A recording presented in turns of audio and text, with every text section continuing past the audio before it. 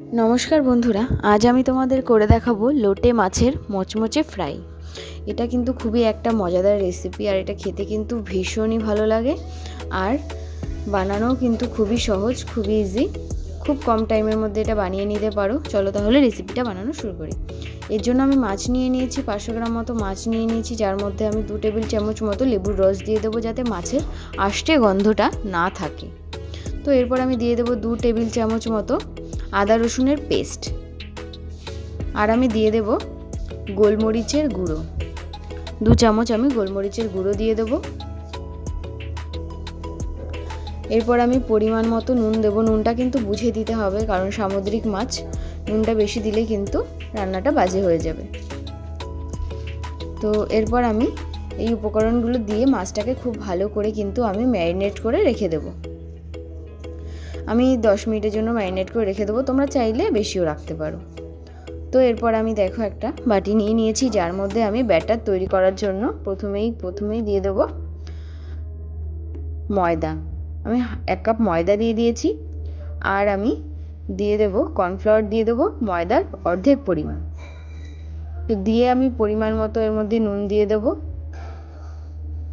আর আমি দিয়ে দেব গোলমরিচের গুঁড়ো। গোলমরিচের গুঁড়ো দেওয়ার পরে আদা রসুনের পেস্টও আমি দিয়ে দেবো, আরও 2 টেবিল চামচ মতো, আর আমি দিয়ে দেবো পরিমাণ মতো লঙ্কার গুঁড়ো। তোমরা যেরকম পছন্দ করো ঝাল সেই বুঝে দেবে।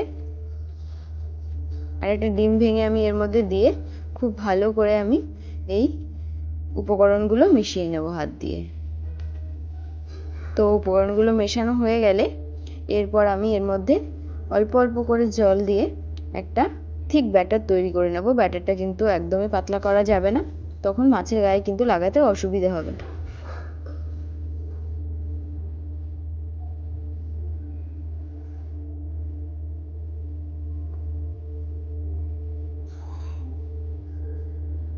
তো আমি অল্প অল্প করে জলটা দেবো যাতে পাতলা না হয়ে যায়। তো সেইভাবেই আমি একটা থিক ব্যাটার আমি তৈরি করে নেব। দেখো এখানে একটা থিক ব্যাটার আমি তৈরি করে নিয়েছি। এর থেকে কিন্তু পাতলা করা চলবে না। তো এরপর আমি দেখো একটা কড়াইতে তেল গরম হতে বসিয়ে দিয়েছি। তেলটা কিন্তু খুব ভালো করে গরম করে নিতে হবে। এরপর আমি ম্যারিনেট করা মাছটা আর একটু নেড়েচেড়ে মশলার গায়ে মাখিয়ে নেব। তোমরা বেশি টাইম ম্যারিনেট করে রাখতে পারো, যাতে কিন্তু ভালো হবে, খেতে কিন্তু খুবই ভালো হবে ম্যারিনেটটা বেশিক্ষণ করে রাখলে। তো এরপর আমি দেখো মাছটা আমি ব্যাটারে আমি ডুবিয়ে নিলাম। ব্যাটারে আমি খুব ভালো করে মাছটাকে এইভাবে মেখে নেব।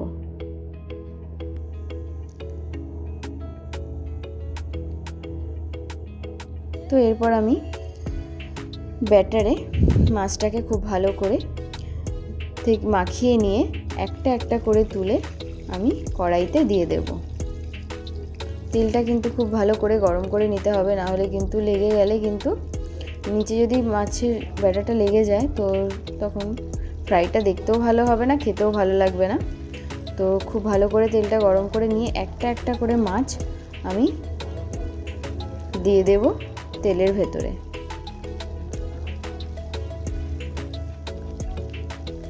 আর অবশ্যই এই সময় কিন্তু আঁচটাকে মিডিয়ামে করে রাখতে হবে, হাই ফ্লেমে কিন্তু এটা করা যাবে না, তাহলে কিন্তু পুড়ে যাবে আর ভেতর থেকেও খেতে ভালো লাগবে না।